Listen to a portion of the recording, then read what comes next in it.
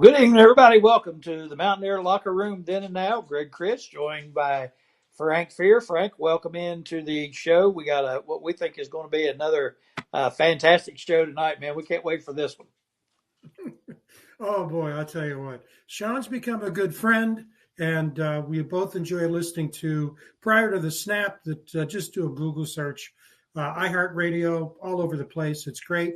About an hour, 15, 20 minutes, just like ours each week. Plenty of excitement, a lot of focus on football, and Sean is first rate. Yep, no question about it. Me and him had a long exchange the other day, and so enjoyed it.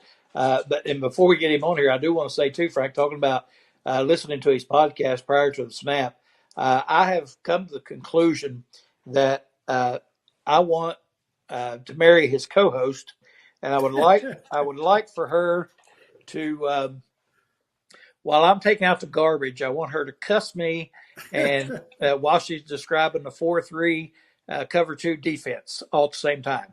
I think that'd be a turn on.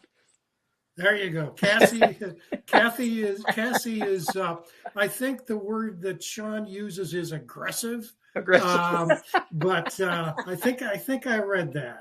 So But we're driving. hey, it's chemistry, isn't it? It's That's always right. Oh, chemistry, yeah. and Yeah. they blend together really well, and Oh, it's yeah. just it's exciting. Let's put it that way. My wife and I were driving to Charleston the other day, and I turned on the show and was listening to him. And my wife don't pay much attention to that kind of thing when it's on the radio. She don't listen to talk shows like I do. But anyway, it did. Cassie caught her attention, and she looked at me and said, "That turns you on, don't it?" I said, there's something about a woman talking about football and saying the F bomb all at the same time. I said, that's definite turn on for sure. So, That's fantastic. yeah, really enjoyable. I enjoy listening to them. Great podcast. So it'll be a good show tonight. And of course, Mickey's going to join us here after a moment. And we got big win Saturday, and Oh we're boy. still riding high on that one. Great birthday gift right there. Man, where in the world has that team been all season? Boy, I tell you what, Greg, doesn't get any better than this. And let's put at the top of that list your son Yeah. debuting down at Winthrop and getting Yep. a win. I Yep. think it was the first game they beat Queens of Yep. Charlotte. I think it was the first game on that marathon Yep. ESPN first day of the season. Hey, Yep. and it's not just a win over Houston. We'll talk about the Colorado game in a few minutes, but women's soccer, I've got the numbers here. They're 13-3-3, Yep. 8-0-3 in the Big 12. Unfortunately, lost the quarterfinal game to Kansas, but they're going to make some noise in the NCAA Yep. tournament. The men are 12-3-2, 7-2 in the Sun Belt, and on Sunday they play Old Dominion for the Sun Belt Championship. And we had Jen Greeny on last year, taking over the volleyball team. They Yeah. were 8-21 the first year. She's got them at 14-8. And still issues in the Big 12, but 14-8 is a lot better than 8-21. I'll tell Oh you. yeah. So Yeah. congrats to Jen Greeny. And then the men and women basketball, the Mountaineers opened up with wins at home. And for those of you who follow Sports Illustrated, Skylar Callahan this week had a very interesting article. And basically, he just drew from the ESPN Power Index and basically said, can you believe this? Based on the Power Index, the prediction is the Mountaineers are going to go 25-5. Yeah. Get this, 25-5 and not lose at home. Yeah. He's saying, I don't think it's going to happen, he said, but boy, it's nice because usually it's the other way around. So Yeah. a lot. And we got Colorado coming up, we'll talk about later. All exciting stuff, positive stuff. Yep, sure is. And like I said, the soccer teams both doing well, and basketball to a good start. And we're in the basketball season already. Hard to believe. And we've been hearing a lot about the talent that Coach Hodge is bringing in on that basketball team, and very highly touted recruits he's brought in out of the portal for the most part. But again, you look at our situation last year. Just took time. It takes time to gel, man, and they gotta get them together and gel, and much like the football team. And I hope that football team that we're seeing the end product of the chemistry process. Because I'll tell you what, they looked awful good Saturday. Colorado coming in, that's another game that they have a good shot at winning, I feel. Colorado's a good football team, athletic. I don't think they're quite as good as they were last year. They're not nearly as talented, obviously, but they're very athletic and they're big. Their line is big. I was looking at some of the numbers on their linemen. Big guys up front. But everybody has big guys, and I think if we keep playing like we did Saturday, I think we'll take care of business there. Oh boy, I'll tell you what. I'm going to get out of here so Mickey Yep. can come in, but boy, I'm with you on that, Greg. Yep.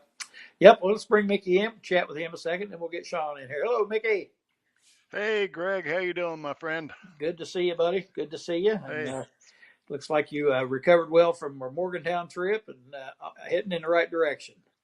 I did. It took me a week or so, but getting together with those buddies of mine from the late '60s and the Bobby Bowden era, that's can be tough on an old body. I like myself in more ways than one, but we had a great time up there week before last. And how about them Mirrors last weekend, though, baby? I'm telling you I what. tell you, bringing it all together. The cream is rising to the top.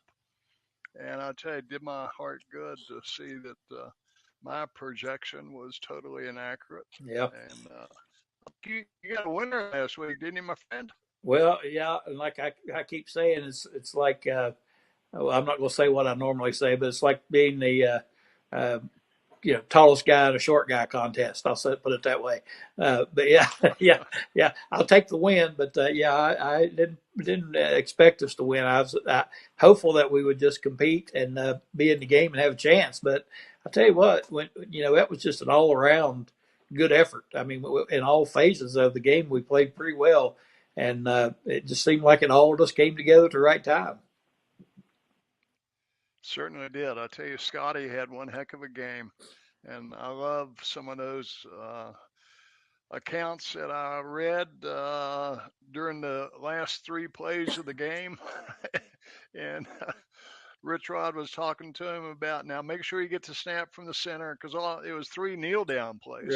Right. And Rich Rod saying, make sure you get the snap. Make sure you got your hands open. Make sure you get your knee on the ground.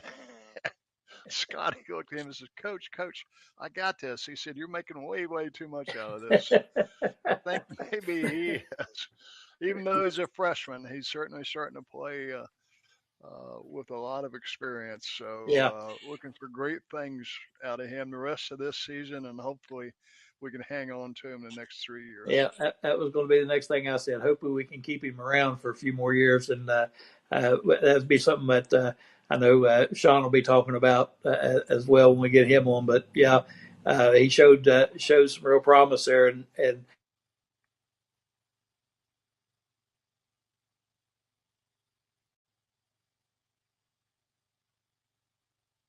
Mickey, you go ahead and donate a couple meal, and we'll keep him up there for a year or two. Hey, there you go. Be more than happy to do that. All right, let's enough of this banter. Let's get our guest on. For those of you who don't know, you should know. This is Sean Pryor. Here he is, and he hosts a great podcast. You need to check it out, called Prior to the Snap.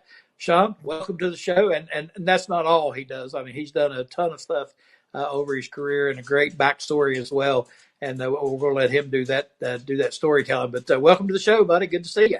I appreciate the heck out of you guys. Y'all put up with me. I am so loud, so crazy. And if I can real quick, Cassie, it is when she got on that rant and she started to break down the 3-5-3 defense and all that, I said, boy, somebody out there right now, we started talking about Maryland Power High and all that. I said, boy, people ain't going to believe this woman is sitting here in this studio having this conversation with me right now. It is unreal. One more thing, if you can see that, as you know, I used to be a host for the Oklahoma City Dodgers, and every time they get a ring, so do we. So we were talking about baseball and the Dodgers, and yep, that is a World Series ring right there. I had to run and get it because we were talking about it. So awesome, fantastic, man. That's great. Yes. Congratulations. Yeah, we're listening to the podcast. And like I said, my wife don't pay a lot of attention to those shows, podcasts. I listen to talk shows all the time. She just blocks them out, gets on her phone. But when Cassie started talking, she just looked over at me and said, "That turns you on, don't it?" I said, yeah. I said, "There's something about a woman describing the 3-3-5 and saying F all the time." I said, "Yeah, something about that I like. I enjoy that." It's wild, man. I'm thankful. I am thankful. And I'm thankful to you guys, seriously, for you guys letting me be on. I'm going to tell you all, I am going to have a West Virginia rant at some point here today. Man. In a good way. In a good way. There you go. Yeah.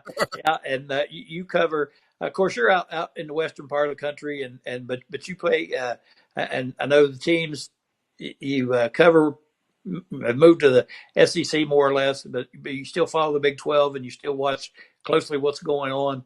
And we had a discussion as well about the NIL and the portal and the way things are headed right now. And you look at Texas Tech, what they're doing, and what they've done with their program. And man, I tell you what, it's a Wild West shootout right now. And I don't know what's going to happen. Do you have any inkling? What's your feelings about how this is all going to play out and end up down the road? Well, man, this is so loaded. NIL, I'm learning, is a double-edged sword.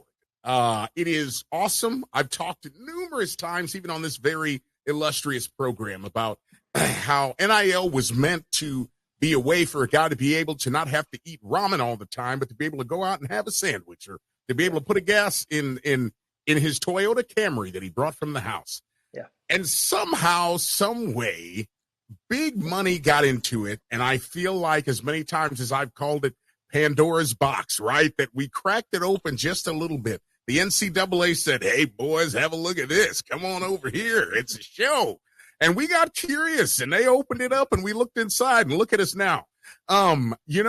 Texas Tech, my first thought is immediately women's softball, right? I hate that I can't remember her name off the top of my head because I just called her the Golden Arm. My Texas Longhorns and the Golden Arm, and I believe she blew out her hamstring or something like that, or an ACL toward the end. But they have proven that they are not afraid to spend money to get the best players. And that's what it's going to take. In researching, I have always been the guy. I've been on your program a few times, and I never have notes. Everything is in my head. I have an insane amount of sports memorized. And I realized something when we first talked about me coming on. I was like, yeah, Big 12. All right, let's talk about. And I froze, and I said, the last time I was on, we were talking about the SEC and the Big 12 and the Big 10 and how it felt like the Big 12 was getting pushed out. And part of me I was like, maybe that's not true. That's not that bad. I had a realization, gentlemen. I sat down and I thought to myself, when is the last time I heard something about the Big 12 besides someone bagging on Oklahoma State on local media? And so I started calling my friends. I've been blessed that I've been in media since 2016 here. So I called a buddy. He's a sports director. I said, hey, man, I said, are you talking about the Big 12? And he goes, yeah, that Oklahoma State's bad. And I mentioned Texas Tech. And I said, well, what else? And he's like, well, it's all about SEC. And the more I started talking to other people, I said, oh, my gosh, these guys were right. I'm sitting in the middle of it. I couldn't even see it. I was blind to it. The Big 12 is just getting shoved out. Yeah. And I didn't realize it. So I feel that I owe you guys and all your listeners an apology that I did not notice. I will also say this, and this is just kind of a sidebar. What Houston showed this weekend in that stadium and that turnout, what Baylor brought to homecoming here, was that this past game or the game before? I don't even remember. These stadiums that don't have bodies in them, that's a bad look, man. That's a bad look. The Big 12 needs you to come, show out, and support. And I want to say something real quick, if you guys don't mind, real fast, about West Virginia. In my research, I type in West Virginia into YouTube, and I learned something. Anybody within sound of my voice, if you don't listen to anything else I say, please hear this. I came across this like vignette, if you will. It's just a few minutes long about the coal rush, the blackout, the coal rush night at West Virginia. And I'm like, what the heck is this? Folks, you would have thought that ninjas had cut onions as I got teary-eyed watching these coal miners talk about what it means to them. I want to say, I don't know if it was a quarterback, I don't know who it was that rolled the elevator down. He's down there in like his first layer of like the mine, and he's learning and he's absorbing all of this and the what and the why. Folks, don't ever say that tradition and culture and fan engagement is dead in West Virginia, because I'm telling you right now, I am a Longhorn through and through. But by God, I was repping me some West Virginia here the other day. I said, you boy, I said, Rich Rod got him tuned up right. Rich Rod got him that dude don't care if he's on his fifth string quarterback. He said, Fox, he said, you better get out there. He said, what does the Fox say? Ooh, he scooted them legs, man. Y'all got something cooking down there, I guarantee. And I tell you what, for guys that buy in, because the last time I was on here, I was talking to you guys about it looked like a actual mass exodus out of West Virginia with guys bailing out into the portal like crazy. I didn't know how y'all was going to do it. Y'all are going to have some dogs come back, I guarantee, because these cats, them same cats that played against Houston, when them cats show that buy-in, man, and y'all start building, man, y'all going to be some nasty in these next couple of years. That sounds like a great plan to me. And you mentioned Houston. One of the things that I noticed as soon as it came on TV, the first thing I noticed was the stands. And I thought, if WVU were 7-1 playing a home game, I guarantee you the place would be sold out. And I saw that, and I'm like, what in the heck's going on? These guys are 22nd in the country, 7-1, and there was just empty bleachers everywhere, and I couldn't believe it. I was shocked at that. And but yeah, here, and you mentioned the no talk about the Big 12. Like I said, I'm a junkie on these talk shows and listen to them all the time. And the first rankings came out this morning or last night, and all they talked about today was the ACC. And not in a good way. The fact that, there's no way the ACC is going to get 3 teams in. So this has to happen, this has to happen, this has to happen. They were talking about Miami and, a couple of other Georgia Tech. And they said, there's no way they're going to get 3 teams in. And then one guy, he did mention Texas Tech in the Big 12 and said, with the Big 12, there's not much talk. And he said, nothing against the Big 12. That was the way he opened it up. It right there shows you when they open up by saying nothing against the Big 12, they got something to say against the Big 12. Yep. And that's right now, they're not no positive talk about it. Actually, there's no talk, period. They're not even mentioning them. And, and I've said this over and over, and I don't know what your take is, and I don't know how much attention you pay. Frank and I and Mickey, we've talked about this. The fact that, when you look at the Big 12, you got a couple, what I think are really good teams, BYU, Texas Tech, and then you got some other good teams. And it really don't fall off until you get to the bottom 1 or 2.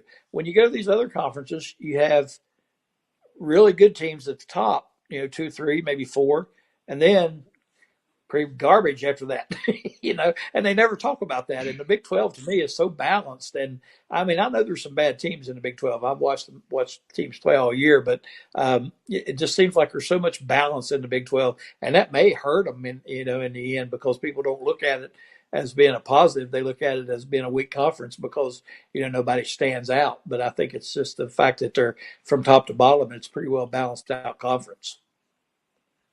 Absolutely. I absolutely agree with that. I tell you, man, I'm trying not to go on a rant. I think a lot of this, I think that a lot of this is about what's on the side of the helmet. I don't want to upset our Notre Dame friends, but that's just like looking at Notre Dame in the list yesterday. And I said, what are you doing here? What exactly? Why are you here? Is it because it says Notre Dame on your helmet? Is that why? Booger McFarland, him trying to make a justification? No. There is too much politics in my sports, and I don't like it. There is too much of this. You know what? I remember the BCS and them saying strength of schedule does not factor into the BCS. Yet now I have to listen to people as they tell me about the playoff and how, well, this is a good loss. Well, this is a bad loss. Well, this is, stop this. No, it doesn't. It makes no sense. Let me also say this, man. I love the phrase knife fight in a phone booth, right? That is the Big 12. And I don't want to toss blame on the TCU. TCU, I love you guys, old Sonny Dykes and everybody down there. But what went wrong was when Georgia dog walked TCU in that championship game. And I think that was the nail in the coffin for a lot of people that said, oh, the Big 12, man, they haven't beat anybody. They haven't done anything. Yeah. And it became this flyover conference, if you will, that people don't peer over the top into, right? What did my man just say earlier, bro? You said it perfectly. In the words of Macho Man Randy Savage, the cream always rises to the top. And that is exactly what is happening in the Big 12, right? That's what we're getting, is as it filters up to the top, we're getting to see, whoa, look at BYU. You know, look at old gluten-free Texas Tech, because they can't throw no tortillas. You know, we got these teams that have risen up to the top.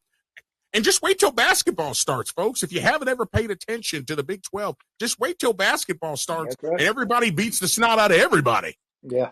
It's a bloodbath. Yeah, and you're talking about the politics, and you look at that, and the thing that just drives me nuts about these folks is that, like you said, when it was the BCS strength of schedule plays in, this don't matter. Well, now they're talking about head-to-head matchups. That head-to-head matchups is what matters, but they use that same argument in two different ways. They'll use the argument for someone, say Notre Dame, but they'll use it against a Big 12 team, for example.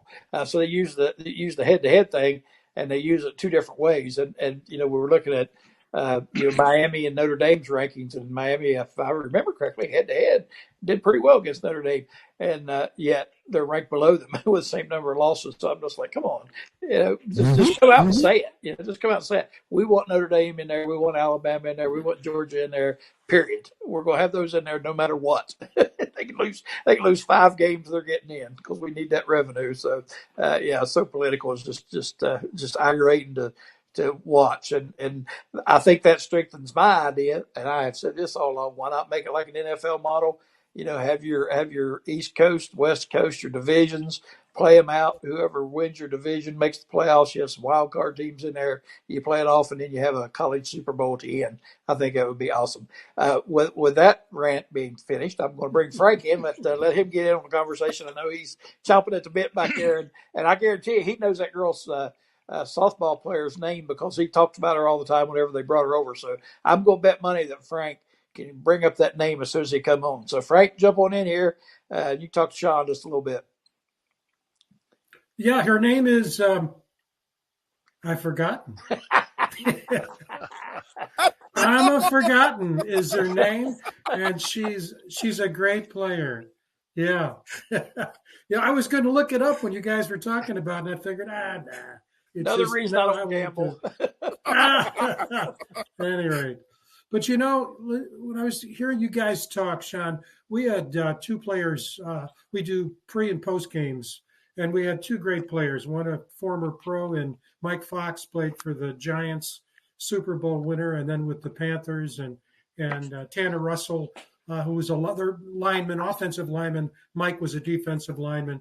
And they were talking, it's very simple. We can talk all we want about it, but the thing they said that just stuck in my head was, if you think about the pro model, particularly in football, the best players, the most coveted players go to the worst teams.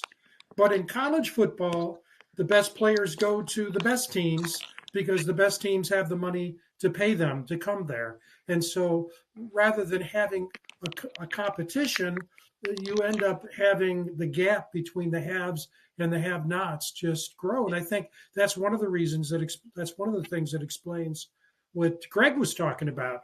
We're lucky in the Big 12; it's better, it's more competitive. But if you look at the Big 10, hey, there's an ocean difference between Oregon and Purdue, and an ocean difference between Ohio State and Rutgers. And once in a while, you get a bounce-back team like UCLA. But then Indiana brought him back to earth. But it's just crazy. It's tough because and I'll stop with this. We love the game so much, and by our own hand, the people responsible for the game are really screwing it up. You couldn't have said that better. That is some of the most just sage information that more people need to hear right there. You know, if first I want to thank you because you run the sports column. And for someone like me who literally, like, I've never wanted to write to get rich, nothing. I am literally like an old man that wants to shake his fist at the clouds and complain and have a place to vent. And I appreciate that. And I say that because like a year ago or many months ago, there was something that I had written about this terror that I had, that exactly what is happening, that there would be haves and have-nots, and that at some point that these kids would become employees, and then the cost, of course, to be able to feed this NIL beast would become so much that the average kid would not be able to go to college because they'll be priced out of college, and there'll be less scholarships for other things. And now I hear people using the term non-revenue generating sports, and that we need to get rid of some of these things. And I feel like we have started to turn the crank on this unsustainable model that, while it looks pretty and it's fast and it looks awesome right now, 5 to 7 years from now, I am scared. I am literally scared of what this model looks like, because that whole AFC, NFC model, that would work, but I still feel like in some way the networks and the big money people and the folks that want to have their grubby hands in the middle of it, washing them with cash, won't be able to get the big handful of what they want. I feel like the sport is changing, which is why the West Virginia thing got me so fired up, because that energy, that primal feeling, the lights, that seeing the coal miners and hearing how they spoke and speaking about like, just, you know, my father and my grandfather, and that's tradition. That's the thing that so many of us, I think, are afraid of losing in college sports, and especially college football. And I was giddy drunk off of watching the video, thinking, yeah, it's still real. It's still real, you know? Yeah, it is. And, you know, the thing about it is it's not episodic. It's consistent at West Virginia. Mickey and I and others were at the West Virginia TCU game a couple of weeks ago, and you know, the Mountaineers are not having a good season. That was a great bounce back win against Houston, but we went to that game, and I was just blown away. I had just been to another game on another college campus and was just blown away by the quality of the presentation, the number of fans that were there, the electricity and the excitement. And it certainly wasn't a matter of this team is 8-0, and so let's pack the stadium.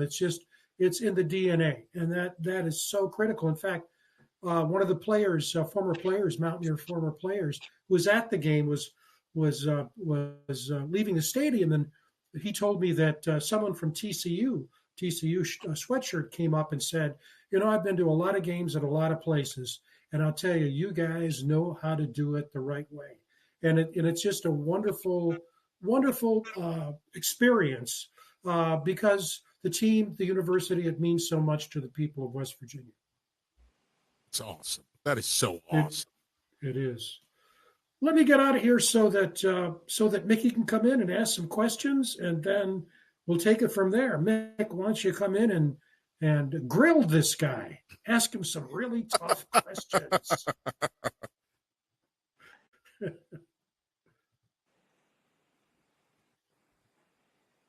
Did we lose Mickey? I don't know. I think he may be frozen. Yeah. Maybe he's frozen. Yeah, it looks like he's frozen there. Well, yep. we'll get him back in a second. There's no question about that. I muted my mic. I got it. Oh, okay. Hey. Okay, come on in. I muted my mic. Hey, I got 2 words to start with here. Najari Kennedy. Yes. That's the young lady's name at Texas Tech, Najari Kennedy. And, you know, this NIL has gotten so much out of hand. She got $1 million to go pitch softball for Texas Tech. Just, you know, unbelievable. You know, I've often said on the show here that Ohio State has got the best roster that money can buy. And, you know, LaShaun, I'm really interested in your comments, particularly about the traditions of West Virginia and the meaning, you know, and we've said this on the show before, you know, Morgantown, West Virginia University, the major attraction for any sports fan. We don't have any professional baseball teams, football teams, any professional sports. We have our Marshall fans there as well, and tribute, shout out to the Marshall fans as well. But, they are so indicative of the spirit of the blue collar mentality of the state. The coal miners, working down underground, making up best of them they can for their family. And that whole image is what Rich Rod brings back to the table, I think, as he makes his return. The work ethic of West Virginians throughout the entire state. It's about 1.8 million people in the state. And I can guarantee you 1.6 million of them have their radios or their TVs tuned in every time the Mountaineers play. So here's my question, LaShaun. I lived in Atlanta for about 30 years, just recently relocated back to West Virginia. So I'm very aware of the efforts being put forth by the SEC and the Big Ten to control everything going forward in the future as far as NCAA efforts go in controlling the future of college football. So, and in those two conferences, you've got major air advertising markets, you got major cities, you got big bucks, you got, donors out to kazoo. So, you've got that situation. And to your point about, the Big 12 getting some love, Big 12 doesn't have that as much. Maybe we had a little bit of it when Oklahoma and Texas were in the conference, but now, like rats leaving a sinking ship, they're off to the SEC. So, you've got an environment there where you had the tradition of college football in places like West Virginia and Oklahoma State and Texas Tech and Baylor and BYU and Utah. And how do you fight against that one scenario, maintaining, preserving the tradition of football as it was when I played back in the 60s? You played for your state. You played for the people in the state.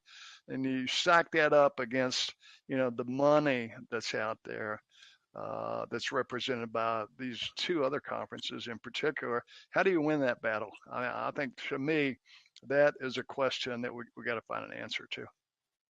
That is a wonderful question. If I can take about 45 seconds and say this in relation to that. Again, if you're in sound of my voice, and if you were near the state of Texas, are they in Texas? Where are they playing? Texas Tech and BYU game day. Are they in Texas? Is it, no, or are they going up? Texas Tech, they're coming to Morgantown. They're coming to Morgantown? Okay, perfect. I couldn't remember. Folks, yeah. Goodness gracious. Yeah, go to, after Colorado, go ahead. No, I was just going to say where game day is, everybody needs to show up. There need to be Big 12 signs out the wazoo. Anybody, if they haven't settled the dispute, ESPN and YouTube TV and all of that, if you can see it, if you can watch it, I'm sorry, but everybody has to be behind. I don't care if you like the teams, if you don't like the teams. That is going to be one of the first rah-rah moments for the Big 12 to make some noise, be big, be loud, be crazy. How do you win? Greg Sankey and is it Petiti? Is that how you say his last name from the Big Ten?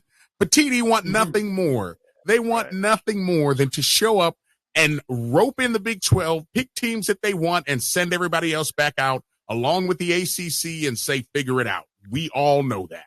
At the end of the day, they want the biggest piece of the pie, and they want you to go play the figure it out game. As a matter of fact, if I recall, the Big Ten and the SEC were having talks about having their own playoff together and telling everybody else to figure it out. As far as how do you preserve, how do you conserve, what needs to happen is that people have to buy in. I think that I have played on a losing football team before. What West Virginia just experienced, beating Houston after, was it 4 losses in a row for West Virginia? Coming back, hitting somebody in the mouth with a quarterback that legitimately shouldn't be able to do anything, with a team that on paper for everybody that jumped ship shouldn't be able to do anything. But with Zach Alley, with Rich Rod, with all these different people who are like, look, I believe in you. I'm buying in. Let's just throw everything at this thing. That's what it's going to take, is it's going to take a fan base. Fan bases being as electric as West Virginia, where there was literally a main line from the stands directly back to those players where they are feeding off of that energy. That's what's going to have to come back to the Big 12 in all facets. Baylor especially Houston fans have to buy back in, make noise, and be loud, because so long as people are just kind of bleh about the product, it's going to be real easy for people to continue to have this bleh mentality and buy in. Because I'm sorry, again, Greg Sankey is not doing you guys any favors. He is literally, as a matter of fact, didn't he try to take you guys down to like one bid in the playoff? Like, wasn't that a suggestion? He was like, oh, let them eat cake. They can have one. So no, I mean, this is an uphill psychotic battle, and it's all about not getting starved out. But I think it starts in our backyards. I've told people I'm going to an Oklahoma State game this year. I am already aware these guys are going to lose, but I'm going just because people need to make some noise. Heck, I might take my shirt off and swing it over my head. But I'm like, people need to make noise. They got to show up. And I think that's the first step. That's the first step in repairing. I can't even say repairing because the image isn't bad, but in overcoming a very frustrating agenda, if you will, that I think has been laid out for the Big 12. Mm-hmm. Yeah, we definitely have our work cut out for us. Easier said than done. Yeah. No. Mm-hmm. Yeah, it gave me a great idea for the for NIL, Mickey. I one time was in a bar and took my shirt off, and they paid me $150 to put it back on.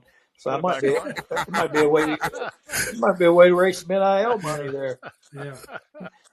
And unfortunately for me, there was no NIL available for beer pong when I was in college, so I might be one of those rich guys. But yeah, Sean, I think you're right with the enthusiasm. There's got to be enthusiasm from within if there's going to be enthusiasm on the outside. And I was very disappointed in Houston's crowd. I don't know what's going on there. They've got to do something to get it going again. And for Rich. Lucky for Rich, I think, like Mickey said, we don't have any pro teams or anything here to root for. So that's our team, that's our pro team. And people turn out, even in the worst of seasons, they turn out and they support. And I think you're right. We got to have that across the board. What do you see? This model, what's going on right now, it just can't be sustainable. I mean, it just can't keep going like this. What do you think is going to happen over the next 3, 4, 5 years? With the, and I think we're all in agreement that these kids deserve to be paid for what they're doing, what they're putting their bodies through, the time they're putting into it, and everybody else is getting rich off of them. They deserve to be paid, no question about it. But what do you see? We've had finance guys on here talking about it, and other folks, pro players, about the money and the kids getting all this money. How are they handling it and that sort of thing? But to me, it just seems like it's not sustainable. And we had an example here where one of the donors apparently was pulling his donations because he didn't feel like the players he was funding were performing like they should, and he wanted to get rid of them, bring some new ones in.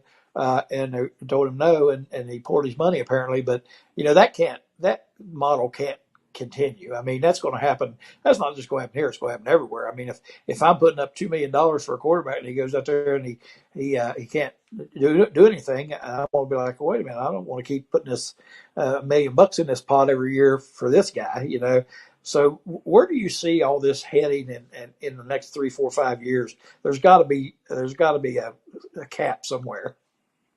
I'm going to give 2 answers. My first answer is to what you just said about wanting to pull the money, right? It appears that this is the year of fire your coach immediately if things don't go well.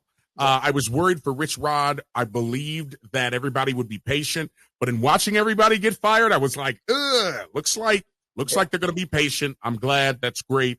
It's the right thing to do. I want to bring up something called the collectives. A lot of you guys, especially if you're big into college football, you've heard about the collective. Every school has one. You can set it up where you can take $50, let's say, out of your paycheck to go directly to the school to help with NIL. It's interesting because that same thought process, right, of as Joe Everyman, where eggs are expensive, gas is high, food prices are going up, that $50, well, you want to see a return on your investment, and now you feel like, oh, well, I'm paying, so I want to see a good product. And then that symphony of voices gets a little bit easier about fire the coach and fire the OC, the DC. I think it's really interesting how instantaneous and how much control people think that they have now that there's so much money involved. However, to answer your original question, where does this go? 5 to 7 years from now, honest to goodness, I think we're going to have schools that are mortgaging themselves, by which I mean I think schools are going to like literally almost take out a mortgage against themselves so that they have more money, so that they can continue to powerfully compete, so that they can continue to do upgrades and do whatever it is that they have to do to be able to continue to get these networks to keep on spending money, sending money. Because, hey, you got to spend money to make money, right? I think we're going to get to a point. Guys, there are G League guys that are going to be playing basketball in college basketball this year. My brain caught on fire, okay? When I heard that, I was like, there is no way that Arkansas is putting in a guy from the G League, but here we are. So with that said, there's going to come a point in time where you're not going to have to be enrolled in the school to be employed by the school. You're just going to have to be able to be able-bodied and play football, which means some guy from the UFL or some guy from the CFL is going to come down and he's going to be playing college football with your kids. I think that this model has to get bigger and bigger and bigger, and the ball is going to keep rolling. It's going to be a semi-professional model at some point with a ton of money, with a CBA, and we're going to see these players that are being paid, and it's going to be set up like an NFL model, but it's going to be a sloppy NFL model, I think, until somebody comes and buys it up later down the line. I think that we're headed to a rough spot, and my fear is the same as it has always been, a loss of tradition, a price out for the average kid who's going to be the first in his or her family to go to college, and a huge change in the college experience so that we can continue to feed the beast that is college football and athletics. And look, I love it. I'm all about it, but I'm worried that we're losing sight of what college football was, of what the traditions were of where we started. And I feel this is very somber, and I don't mean it that way. Yeah, I think you're right. I think we all see, we've seen the changes in our lifetimes. It's just not the same now as it was. And I think that's going to continue on. You mentioned some of those coaches being fired. You look at the money that those guys are getting paid to not coach. And Frank had an interesting graphic there on it. And I don't know if, Frank, I don't know if you sent that to Darren or not, but very interesting graphic on the amount of money on these buyouts that these fired coaches are getting. And there it is. I don't know if Darren can make that a little bit bigger or not, but y'all may be able to see it. But unbelievable amounts of money going to these coaches. So when you see that, a lot of people's first response is, well, if you can afford to do that, you can afford to, pay this kid or pay. There's no problems with the money. So I want to get your take on, these couple of these coaches that got fired. I'm not big fans of either one at Penn State or LSU, but I don't think it was fair that either one of them got fired when you look at their records and their resumes and what they've done. And I'm just like, what do these people want? And to your point, we want a return on our investment, and that means championships. And these guys didn't do anything but win for the most part, and they get fired. But again, I don't feel terribly sorry for them. I mean, if they want to, I'd be like Ed Ogeron. You want to fire me? Give me $17 million. Tell me which door you want me to walk out of. I'll be out there in 5 minutes.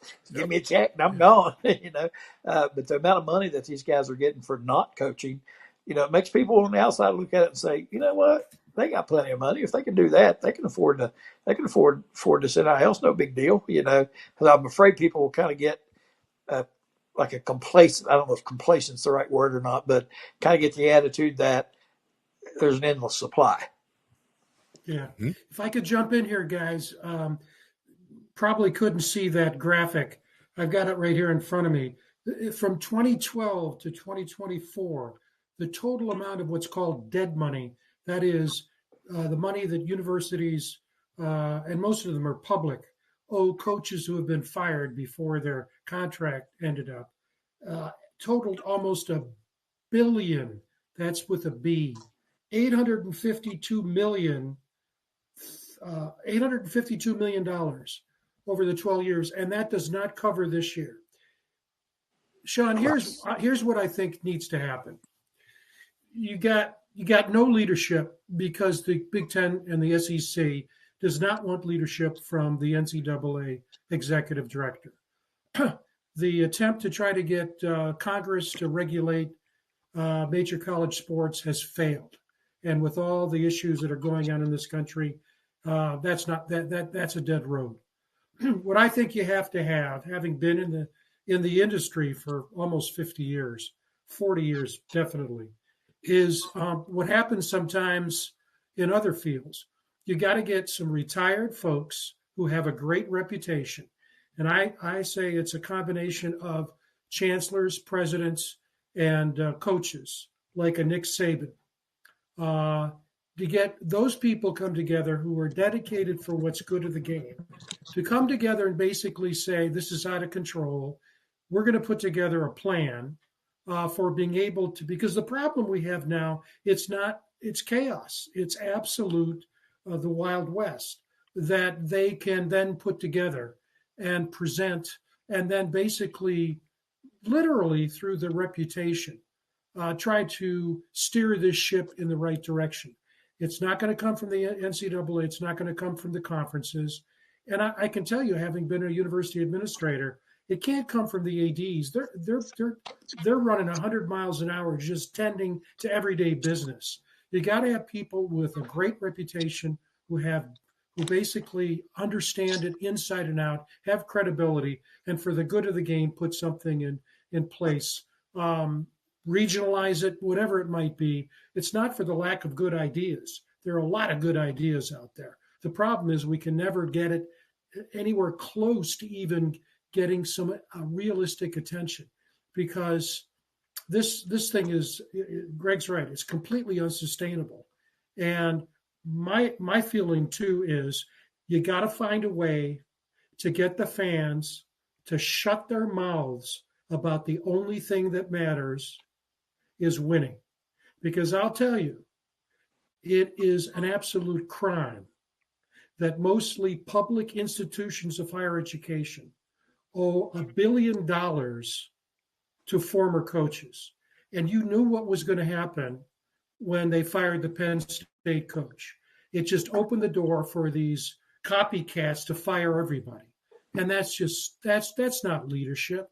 Cutting things, that's not leadership. Building things is leadership. So I just hope that someone like a Nick Saban, high-flying university chancellors and presidents will come together and bail the two sports out, basketball and football, and end the stranglehold from the media. They have a role to play, but right now these are puppets on a string, and the media are basically in charge. That's essentially what it is. Other than what I just said, I don't see a snowball's chance in hell of any other approach being taken other than more money, which is going to lead, I think, Sean, to what you were talking about. Schools are either going to have to be able to get that money, or they're going to have to drop down from Division I, or they're going to have to mortgage themselves. 100%. And I hate to do what I'm about to do. I want to take my finger and I want to poke one hole into what you said. As I listened to it, it sounds perfect. And I was like, oh, this sounds too good to be true. Because there is one thing, greed, the evil greed that got us here. My concern is a lot of these kids, their NIL, their agents for the kids are the same agents for the coaches. So the unfortunate part is that they already know, just like with Congress, we can sue the snot out of you to hang this up for as long as we possibly can so that we could drag this out. And again, I feel bad. I don't know why you guys bring me on here so I say these things. I feel bad because you have a great idea, but then I'm sitting here and I'm like, but it makes perfect sense. No, you're absolutely correct. What bothers me is that this greed, and again, I'm an apologist. I spent my career in higher education, It shouldn't be this way. This is a social institution. It's not a business. Higher education is a social institution. It's supposed to produce the next generation of leaders and professionals in society. But what's happened now is I've seen it. It's just the money, the smell of money.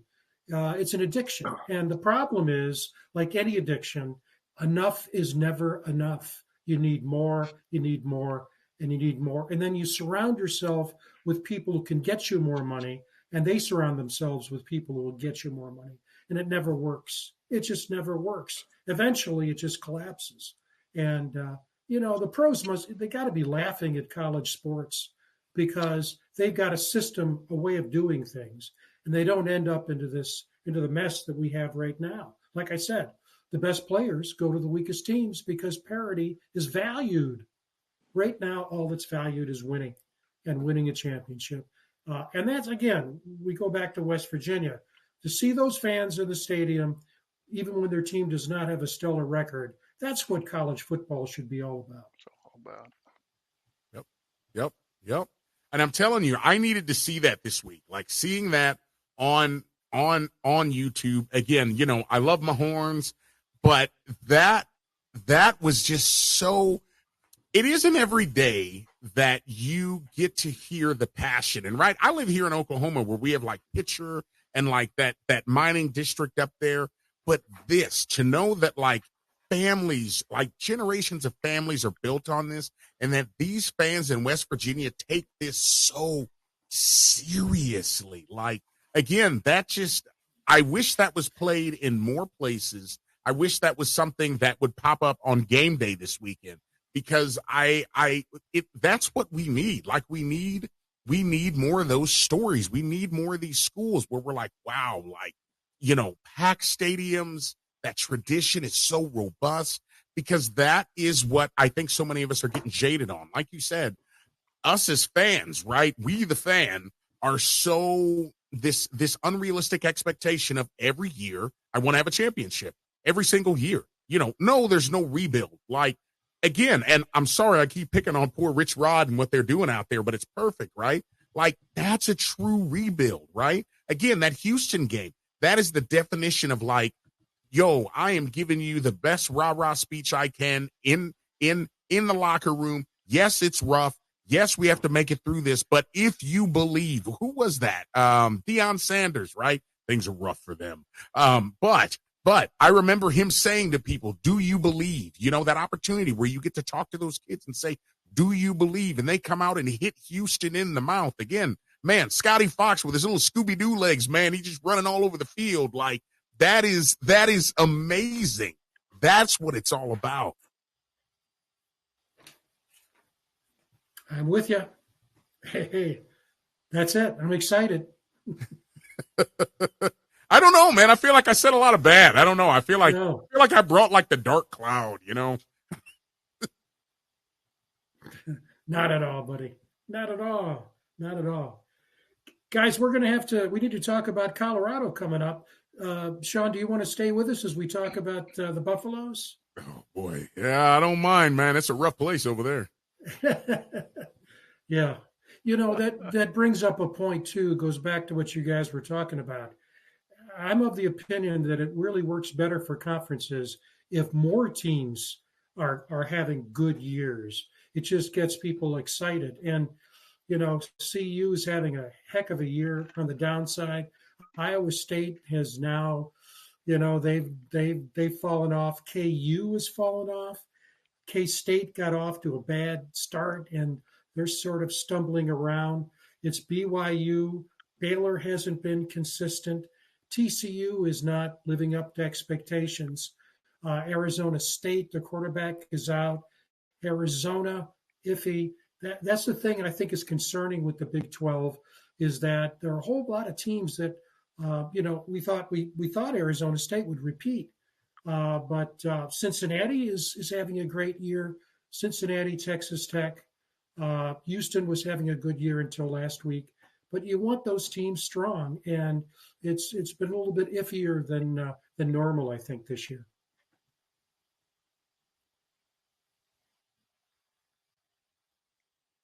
I didn't know if you were talking to me or somebody else. I'm talking to everybody. Hey, I agree with you, though, absolutely. And this goes back to how you were talking about parity and that parity that's up there, that's at the top. And I think, I feel like I'm poo-pooing on the conference that my team that I enjoy so much is in. But I think that that's part of the problem right now. I think that we're all enjoying looking at the Cadillacs in the SEC. We're all enjoying, like the Cadillacs in the Big Ten up at the top. And I think that the amount of parity that exists in the Big 12 is almost being overlooked and overshadowed because we're enjoying, again, the names on the side of the helmets, right? Because that's what we're trained right now, that's what matters. And again, there's these battles going on in the Big 12. Like there are these like knife fight in the phone booth, man, human rubble on the field. And somehow it's getting passed over. It's a little weird. That's right. You're absolutely correct. When you think of there's Greg coming back. Greg, I'm looking at my screen and Greg has dropped out, unfortunately.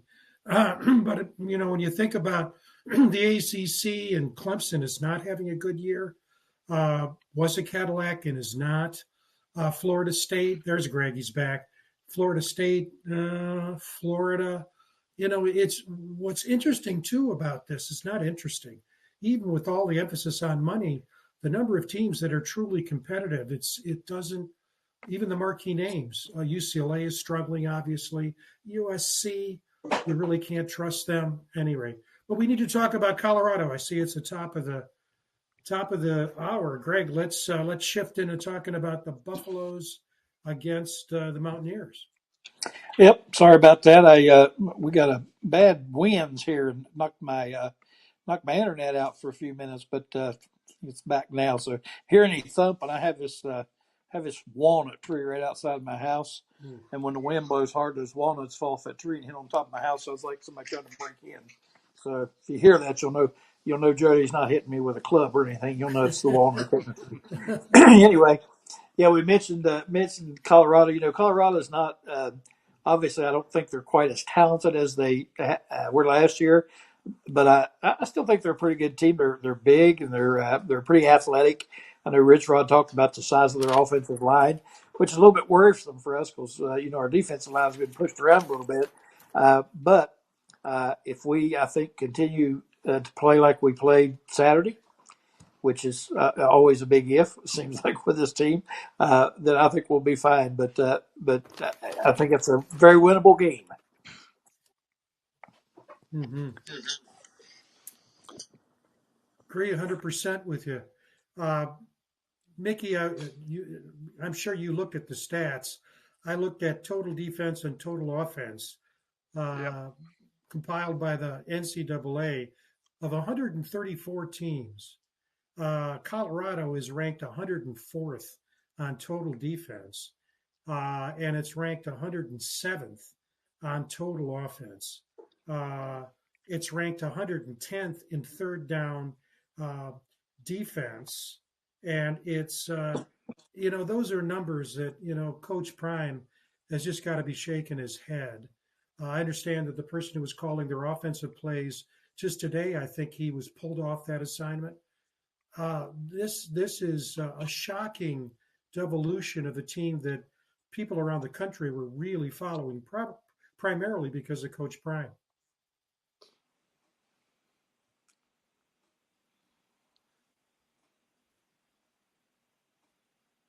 Mickey stuck there? Yeah, no, I'm here. Yep. There it is. You guys hear me okay? Yeah. Yeah, when I looked at the stats on West Virginia and Colorado, guys, it's pretty much what they call a pick 'em. It could go either way. West Virginia has been averaging 23.2 points per game, and Colorado's been West Virginia's been averaging 23.2 points per game. Colorado's been averaging 22 points a game. Defensively, we've given up 30.4 points a game. Colorado's given up 30.1. We're about even on turnovers. We've given up 12 so far this year, and Colorado's given up 14. Now, from a forced turnover perspective, we've forced twice as many turnovers as Colorado has. We've forced 16 so far this year. They've only forced 8. So when I started looking at this thing, Frank, I'm putting more emphasis on the trend that I see here on the last 2 ball games. Colorado has given up 105 points in the past 2 games to Arizona and to Utah, and so they've been outscored like 105 to 24. And Utah, I mean, they really put it on them last weekend. And here's the interesting thing: reminds me of the 1969 Peach Bowl game in which we ran the ball 67 times and threw it twice. In that Utah-Colorado game, Utah only threw the ball 11 times. The rest of the time was running plays. They put up 422 yards on the ground against Colorado, and the Buffaloes have been averaging, giving up about 210 yards rushing per game. So that offensive line that you were speaking of, those guys are big, but I think it's a toss-up between their offensive line and our offensive line. Those guys in the last 2 games, Colorado's offensive line, they gave up 10 sacks and they gave up 21 tackles for losses. So they're definitely, I think we can stop them defensively. I think there are really 3 keys to the game. If you look at the evenness of the stats and the trend of the last couple of games. Number 1, we got to run the ball. There's no question about that. If we can run the ball and be successful, if we can put up 200-300 yards on the ground, I think that's our easiest road to victory, and I think that's how we keep them off the field and control the game. As I mentioned, their offensive line, they're big and they're pretty good, but they haven't handled the blitzes very, very well. So I think the second key is we're going to have to come up with a good defensive scheme, throw a lot of blitzes at them, and that'll lead us to victory as well. And the third thing, I think we'd just got to turn the keys of the car over to Scotty and say, here, open up the offense a little bit. You've proven yourself under pressure. And let's try a few more things than we've done in the past. So, if you look at the stats, pretty evenly matched teams. But you look at the trend the last couple, we played tough against TCU, losing by 6 points, and then a 10-point win last week, while they've lost by a total of almost 90 points in the last 2 games. So I think they're trending in the wrong direction. We're trending in the right one. Really, really solid, Mickey. Yep. And everything I've looked at just reinforces everything you're talking about. Greg, what do you think? Yeah, I agree with Mickey on all those points. And I think, when you talk about keys to the game, I think, every game is going to have, certain keys to the game. Don't turn the ball over, protect your quarterback, run the football, special teams play. All those things are always keys to the game. But I think a couple of the keys here, number 1 is it's a home game for the Mountaineers, and we've been playing much better the last couple of games. It's a road game for Colorado, and they've been playing much worse. So I think that's the keys to the game. I think that we're playing better than they are, and I think that's going to be the difference. We're playing at home. We've been playing better. We're like Mickey said, trending in the right direction. They're trending in the wrong direction, and I think that's a big key. Well stated again. And there's the enthusiasm that comes from the things that you're talking about is palpable. I mean, it is. People are excited, even though the season hasn't been what we had hoped. That the way we played against TCU and then followed up with that win in Houston really makes a big difference. What are you hearing, Sean, if anything, in Oklahoma City area about Prime and Colorado? He's a topic of conversation literally everywhere around the country, but I have no clue what you're hearing down in Oklahoma. Anything? As far as hearing about him, absolutely not. Nobody is even, I have not heard any pundits or any of the folks that work in radio, folks that I know around here talking about, they barely talk about anything Big 12 related, but barely talk about anything with him at all. So no. But if I can real quick, because you guys are so professional, you guys are talking like keys to the game and all that. I got something real quick with Colorado, and it sure ain't that darn professional, man. You guys are great. You guys are the cream of the crop when it comes to this kind of thing. And then there's like podcasters and radio guys like me down here. Guys, I watched some videos leading up to this. I watched some YouTube. I have been really studying for about 3 days straight of Colorado this season. Couple of quick things. This is Keys in Sean's mind. He's lost that locker room. You ain't going to tell me that he has not. Those guys are not playing for each other. Those guys are showing up because I think they have to at this point. Not all of them, but there's a pretty good bunch of them. Also, there's got to be something going on with the culture. Why am I saying that? There has to be some kind of a power vacuum after like Shador and them left. I don't know. Why am I saying that? Body language. Watch their body language out there with Colorado. Again, I have played football. It is nothing to like slap your brother on the head, be like, hey, it's cool. Hey, we'll get him next time. Hey, you missed that play. These guys jaw and argue at each other like people would normally talk to each other on other teams. Something has gone wrong with the culture at Colorado. And I don't think it's going to be fixed before the end of the season, but I've seen Colorado players push each other this year. So something is wrong.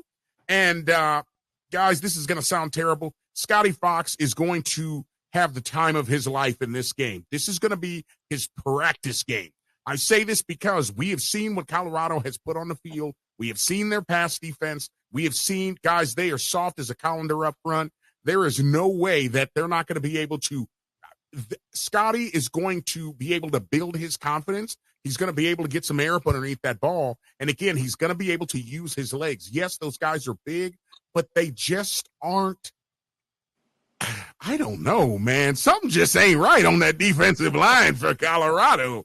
They just don't have it all together. So I think Scotty's really going to grow up in this game. I think it's going to be great for West Virginia and for Colorado. There's always next year. But I will say this. This is what happens when you try to build a team year after year out of the transfer portal versus how we've watched teams for years come together and everybody grows up together and they learn together and they play for each other versus, hi, I just met you like 2 months ago. I guess we're going to play a football game. Very well stated. And you're absolutely correct. I don't want to hang this on one person, but a lot of us who watch football, we know the name Caden Salter because we watched him play at Liberty at quarterback, and he was the juice that made that team as good as it was. And when he transferred to Colorado, we thought, here we go. And he doesn't have much of a running game. There's a good receiver, O'Marion Miller. Really, he's going to play in the pros, I think, but they just don't have the horses. You're absolutely correct, and you can see exactly what you're talking about if you watch that sideline. It's really sad to see because Colorado became a national team when Prime left Jackson State to go there. Well, Frank, John, Mickey too, you think about this, you think about Prime and all he's done and that sort of thing. I got a son that's 22 years old, couldn't tell you anything about Deion Sanders other than he wears gold chains and he limps. And these young kids, they don't know, that aura is not there for these young kids. And, with the Shador and Hunter, those guys, gone now and all the attention they got, there may be some, I don't know if this would be the problem or not, but maybe some connection problem there because of all that hoopla surrounding them, and they got all this attention. Now that they're gone, we're not getting any attention. Why not? What happened to this? This prime time show. So I just wonder if these young kids, they don't really know who Deion Sanders is, and I don't know how much of an impact it has on people's decisions to go there now. But yeah. there's something to be said about that the culture and bringing people together and that sort of thing. And you don't really seem interested in that. He played pro football. I think he has that pro football mindset that these are grown men and they're going to come to work and do what they're supposed to do, and you're not going to have to get on them and stay after them and that sort of thing. And that's not happening. And it's no knock on it. It's just the way he is.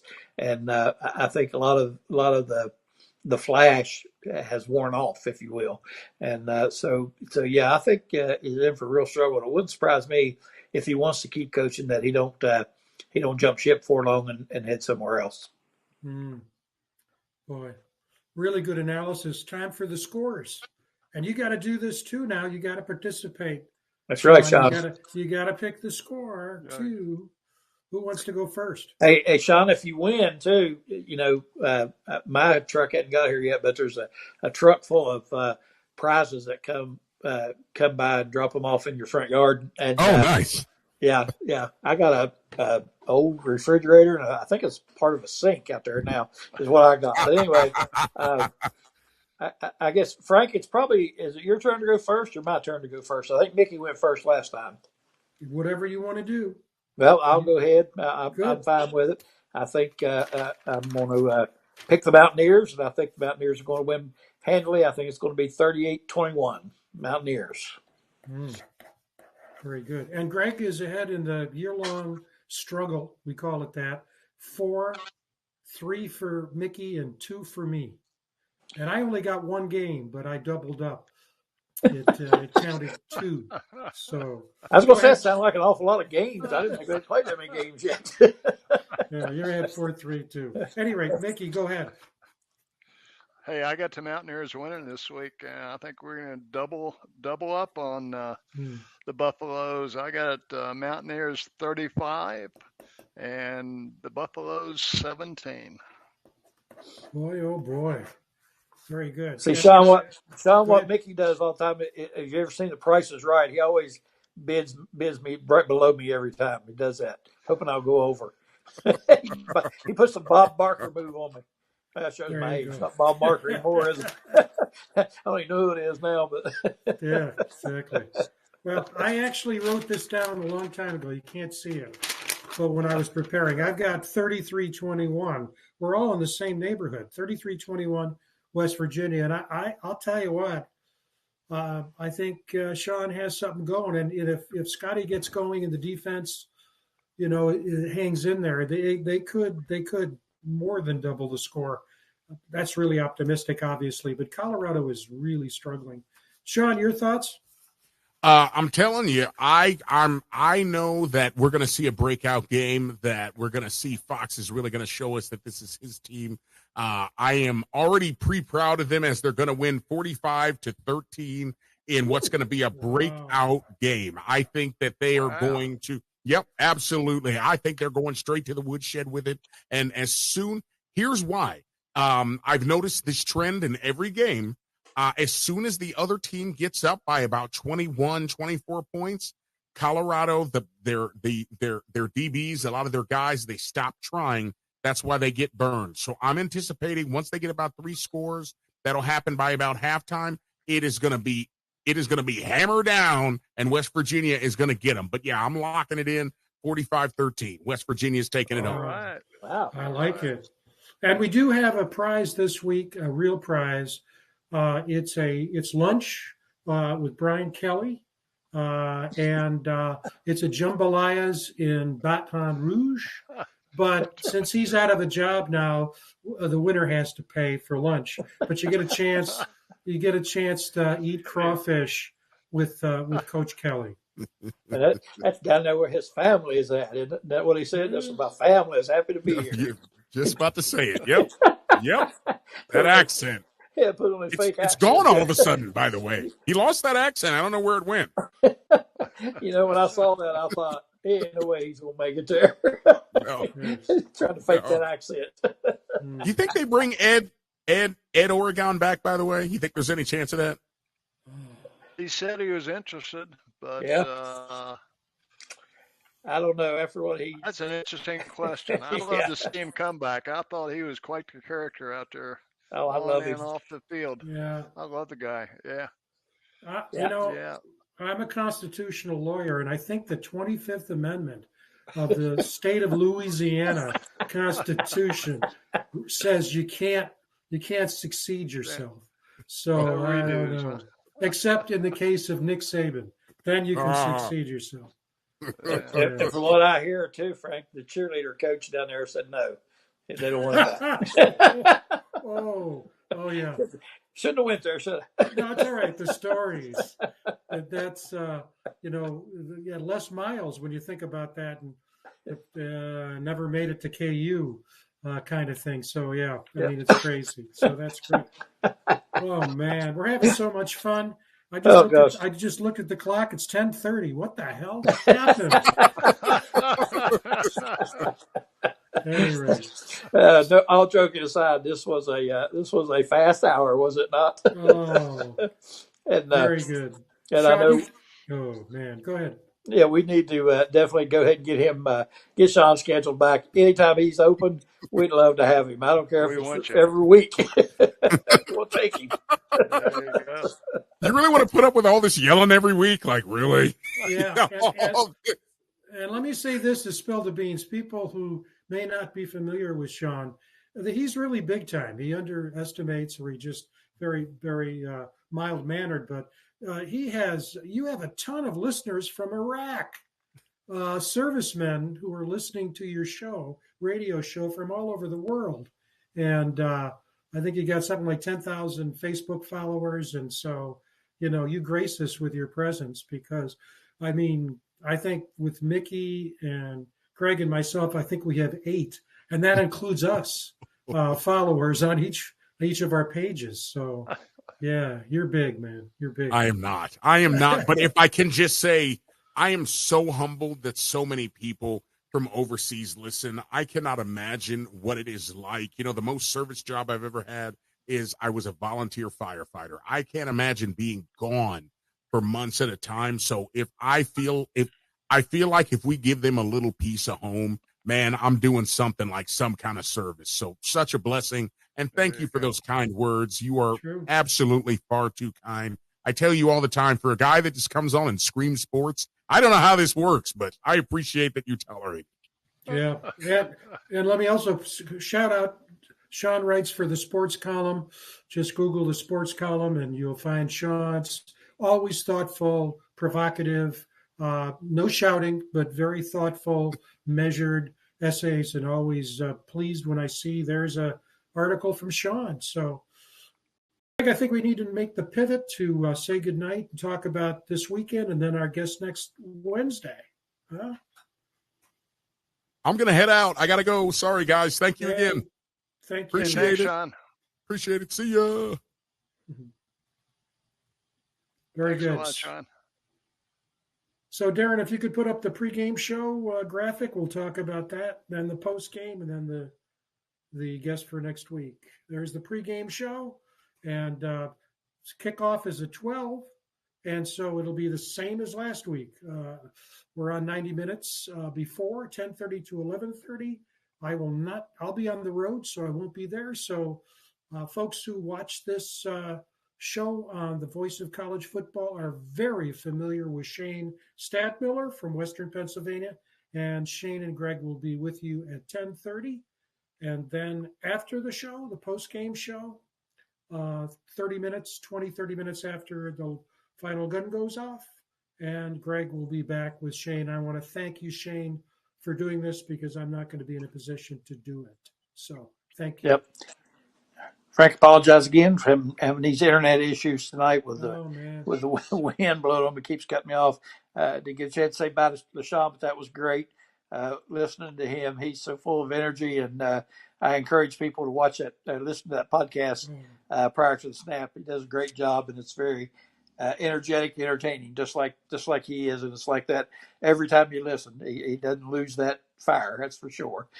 So you need to get out there and listen to it. Very positive spirit. And then next week, we have a guy that may not be familiar to, I would say, the vast majority. But Mark Parsons always lines up great guests. Tom Madeira didn't play ball at West Virginia. He played and then was an assistant coach at that D3 Power, the University of Mount Union. It was a Mount Union college back in the day when Tom was there. But he was a grad assistant. Hey, Greg, this is a big time thing for you, because he was a grad assistant on the team that when WVU played in the Sun Bowl. So you get a chance to ask him more about that play with Major Harris. That's This right. is Maybe you get your this answer, is Greg. this is Gotta big. get it from somebody. Another chance. So, and Tom is a Hall of Fame high school coach. He also was a coach at the Naval Academy after WVU, and is a Hall of Fame coach in South Jersey, like 25 years. Just one of those guys that when they ask the players, did you play for Tom? They'll just talk to you for about a half an hour.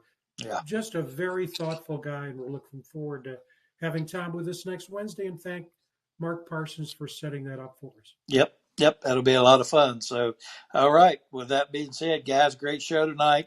Thanks to LaShaun Pryor and again his podcast Prior to the Snap. Appreciate Darren his backroom work. Appreciate you watching on the New River Network and Voice of College Football. Mickey, thank you. Frank, thank you. With all that being said, we want to wish you a great evening, and we look forward to seeing you Saturday prior to the game. So we'll have you on the pregame show Saturday morning, 10:30. Look forward to talking to you then. Good night, everybody.